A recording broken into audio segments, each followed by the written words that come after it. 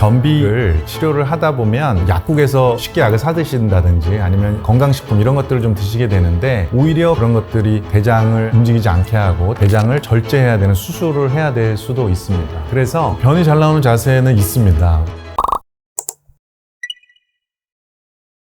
변비가 있는 환자에서 대장이 잘 움직이지 않아서 생기는 서행성 변비, 그 분류를 할 때 진단하는 기준 자체는 우리가 대장 통과 시간 검사라는 것이 있는데 어떤 마커를 먹이고 그 마커가 이제 장을 내려와서 대변으로 나오는 데까지 시간을 검사를 하는데 3일 내에 모두 배출이 되면 대개는 정상이라고 판정을 하고 5일이 지났는데도 20% 이상 남아있다 그러면 대장이 잘 안 움직인다라고 평가를 하게 됩니다. 그런데 우리가 이제 변비라고 하는 것은 로마의 의사들이 모여가지고 만든 진단 기준도 있는데요. 변보기 힘든 증상이 25% 이상 되고 횟수로 보면은 일주일에 3회 이하로 변을 보면 변비다라고 기준을 세웠지만 사실은 기준보다는 내가 변을 보는데 불편하다 그러면 변비인 것이고 일주일에 한 번 변을 보는데 별로 불편하지 않다 그러면 변비가 아니라고 생각하시면 되겠습니다. 그래서 변을 꼭 하루에 한 번 봐야 된다, 이틀에 한 번 봐야 된다 이렇게 꼭 생각하시는 분들이 있는데 그런 걱정을 하실 필요는 없습니다. 변을 며칠 못 봤는데 내가 크게 불편하지 않다 그러면 굳이 억지로 변을 보실 필요는 없습니다. 변이가 느껴지시면 가시면 되고요. 그 횟수 자체는 아주 중요한 건 아닙니다.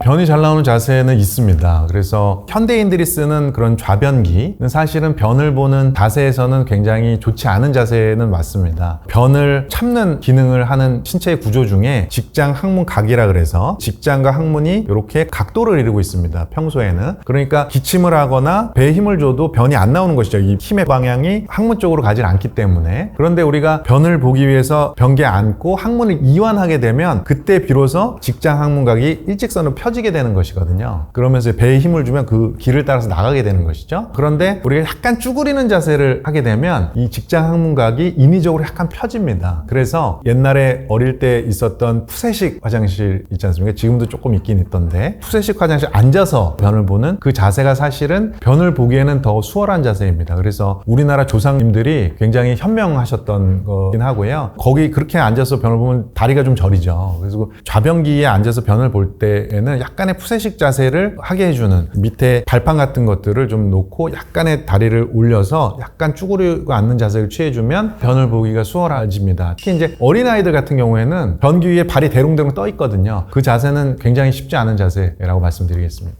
변을 볼 때 힘을 많이 주거나 또는 여성들의 경우에는 이제 분만을 하면서 질 쪽을 한번 째게 되는데 나이가 들게 되면 골반의 근육에 힘이 빠지게 되고 그러면 그 부분으로 변을 볼 때 힘을 주면은 항문 쪽으로 그 직장이 빠져나갈 수도 있고 그 다음에 질 쪽으로 항문이 빠져나갈 수도 있습니다. 그래서 그걸 직장류 또는 직장 탈출이라고 표현하게 되는 것이고요. 그것은 어떤 기능적인 문제라서 그것 때문에 큰 병이 생기거나 그런 건 아닙니다. 다만 그것 때문에 불편하시다 그러면 보존적인 치료부터 시작해서 수술적인 치료까지 필요할 수도 있습니다. 대장암과 마찬가지로 우리나라가 빠르게 발전하면서 식습관이 굉장히 서구화됐죠. 육식을 많이 하게 되고 섬유질이 많은 야채나 과일들을 좀 덜 섭취하게 되는 경우가 많고 그 다음에 앉아서 하는 직업이 많아지니까 운동이 확실히 부족하게 되고 다이어트를 하면서 균형 잡힌 식사를 하지 못하고 약간 편향된 식사를 하게 되면 그 음식물들 때문에 변비가 생길 수도 있을 것 같긴 합니다. 음식이 적게 들어와서 변이 적게 만들어져서 변이 안 나가는 경우도 있을 수가 있고요. 위에서 계속 음식이 들어와야 밑에 내려가는데 그렇지 않고 계속 대장이 정체되어 있으면 수분이 굉장히 많이 흡수되면서 변이 딱딱해지고 계속 변비가 될 수도 있고 또는 이제 다이어트를 하면서 예를 들어 닭가슴살만 먹는다든지 그럼 이제 단백질만 섭취를 하게 되는 것이니까 우리가 대장의 운동을 위해서 영양을 공급하려면 섬유질이 반드시 필요하거든요. 그런 것들을 섭취하지 않으면 빨리 내려가지 않기 때문에 변비가 생길 수는 있을 것 같습니다.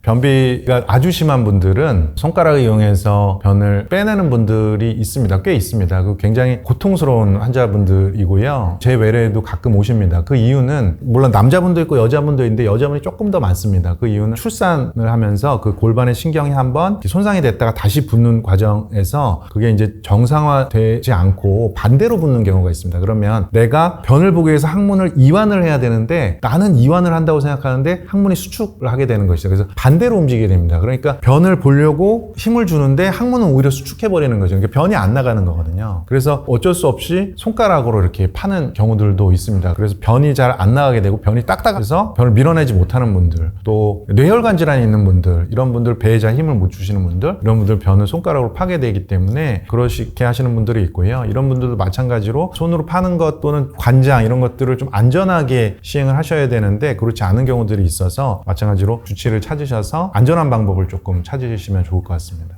그 다음에 이제 우리가 변비를 치료를 하다 보면 대개는 전문의와 상의해서 이렇게 치료를 하시기보다는 약국에서 쉽게 약을 사 드신다든지 아니면 약간 입증되지 않은 건강식품 이런 것들을 좀 드시게 되는데 그런 경우에 무분별하게 근거가 없는 그런 것들을 드시게 되면 장에 이제 신경이나 그런 것들이 손상이 될 수가 있습니다. 그래서 그런 것들이 대장을 잘 움직이지 않게 하고 대장을 무력하게 하고 그것들을 우리가 가성폐쇄라고 하는데요. 그런 것들이 생기게 되면 대장을 절제해야 되는 수술을 해야 될 수도 있습니다. 그래서 치료의 시기를 놓칠 수가 있기 때문에 정확하게 전문의를 찾으셔서 원인과 정확한 처방을 통해서 치료받으실 것을 권유를 드립니다. 변비약은 크게 식이섬유, 그 다음에 삼투성 하제, 그리고 장운동 촉진제, 그 다음에 자극성 하제 뭐 이런 식으로 나눌 수가 있습니다. 그래서 식이섬유라든지 삼투성 하제, 장운동 촉진제 이런 것들은 사실은 의사의 처방이 있어야지만 살 수가 있고요. 자극성 하제는 약국에서 사실 수가 있습니다. 그런데 이제 사실 자극성 하제 같은 경우에는 과도하게 복용을 하시게 되면 습관성이 생긴다든지 의존성이 생긴다든지 그 다음에 약간의 논란이 있지만 동물 실험에서는 대장의 신경세포가 손상될 수 있다라고 연구한 논문들도 있습니다. 그래서 그런 자극성 하제를 사용하실 때도 마찬가지로 전문의를 찾으셔서 정확하게 진단을 하시고 제한적으로, 일시적으로 또는 주기적으로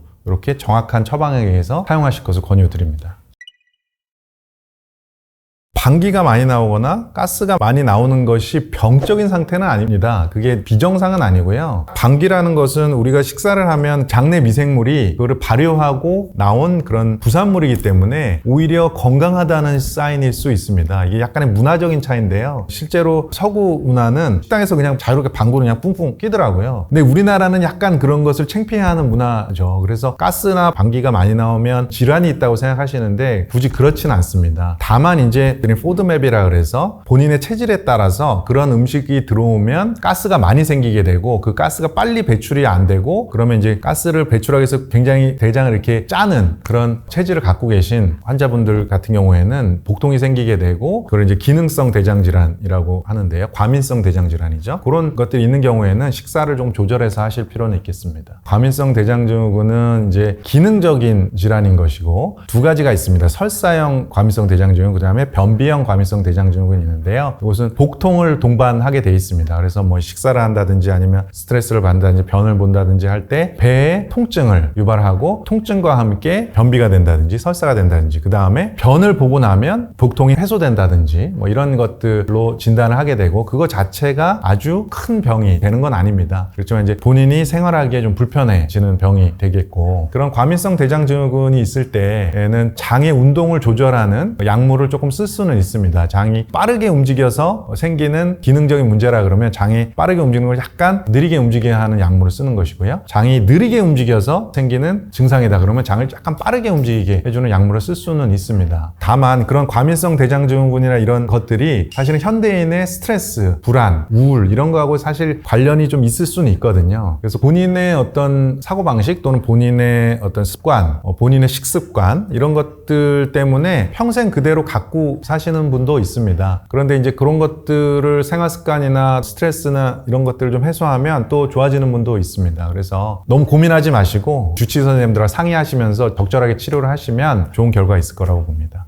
장내 미생물이 하는 역할들은 많이 밝혀지고 있죠. 그런데 장내 미생물이 얼마나 있어야 되며 어떤 게 불균형인지 이런 것들은 사실 아직까지 정확하게 밝혀진 바는 없습니다. 다만 이제 어떤 균이 조금 더 건강한 균이고 어떤 균은 약간 병적인 균이고 뭐 이런 것들은 좀 연구가 되고는 있는데 건강한 생활, 아까 말씀드린 식이섬유라든지 그 식이섬유 자체는 건강한 장내 미생물이 살 수 있는 환경들을 제공해 주거든요. 또는 운동, 휴식 이런 것들이 이런 미생물들의 어떤 살아가는 환경에 건강의 균형을 좀 유지시켜줄 수는 있을 것 같습니다. 유산균은 이 유산균 먹으면 만병통치약이다, 무조건 좋아진다, 이런 건 또 없습니다. 그래서 유산균의 효과가 있는 사람도 있고요, 없는 사람도 있는 것 같습니다. 어떤 유산균을 쓰면은 변비가 조금 좋아지는 분도 있고 설사가 좋아지는 분도 있고, 근데 이 유산균을 다른 환자한테 쓰면 또 약간 효과가 다르고, 그래서 사람마다 굉장히 달라서 정확하게 이 유산균이 도움이 된다 안 된다 라고 말씀드리긴 좀 힘들 것 같은데요, 내가 어떤 유산균을 먹었는데 도움이 좀 되는 것 같더라, 그러면 뭐 굳이 피하거나 그럴 필요는 없을 것 같고, 그냥 안전한 선에서, 건강한 선에서 드시면 될 것 같고, 근데 내가 이 유산균을 먹었는데도 별로 효과는 없는 것 같다, 근데 그러면 또 굳이 그걸 찾아서 드실 필요는 없을 것 같습니다. 생유산균 같은 경우에는 먹으면 위산을 통과를 해야 되거든요. 그래서 대장까지 살아서 도달하는 그게 또 기술입니다. 그래서 캡슐을 씌우느냐 아니면 뭐 코팅을 하느냐 이런 걸 통해서 밑에까지 내려보내야 되고, 밑에서 또 생착을 해야 되는데 뇌가 갖고 있는 유산균하고 또 싸우거든요. 그래서 생착을 할 수 있느냐, 그게 또 관건이고, 죽은 유산균이라고 하는 건 죽은 유산균이라고 하기보다는 유산균이 갖고 있는 부산물들이 있습니다. 유산균이 내는 그런 것들이 몸에 좀 도움이 되는 경우가 있고요, 그런 것들이 여러 가지 질환들을 일으키거나 여러 가지 질환을 예방한다, 이런 연구 결과들이 있어서 그런 부산물들을 가지고 어떤 약품이나 식품을 만들어 놓은 것들이 있는 걸로 알고 있습니다. 그런 것들을 드시게 되는 것이고요, 둘 다 일장일단은 있을 거는 같습니다.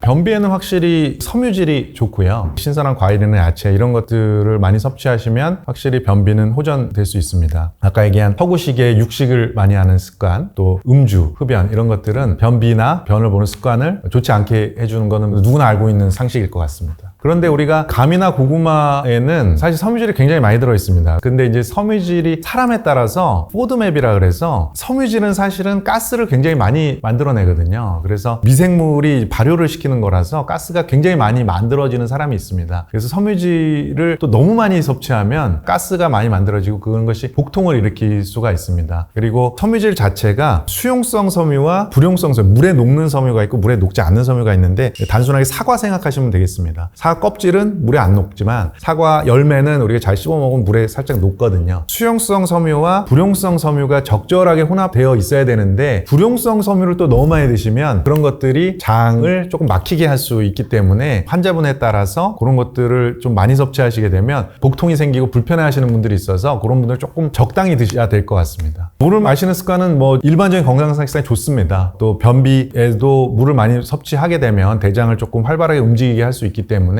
대장 자체의 기능이 수분을 흡수하는 거기 때문에 좋을 수 있습니다. 스트레스와 변비의 관계를 연구한 것들은 굉장히 많이 있습니다. 우리가 대체로 보면 스트레스 받는 환경을 교감신경, 부교감신경 같은 자율신경계로 얘기하면, 대장 같은 경우에는 부교감신경이 조금 활성화되고 약간 안정된 상태에서 활발하게 움직입니다. 그리고 변 보는 것도 좀 편해지고요. 그런데 이제 스트레스 받는 환경은 교감신경이 이제 좀 활성화되는 상태고 많이 긴장되고 이런 상태라서 대장이 활발하게 움직이지는 않는 상태가 될 수 있기 때문에, 스트레스가 어느 정도 변비에 영향을 미친다라고 하는 것은 조금 근거가 있을 수는 있을 것 같습니다.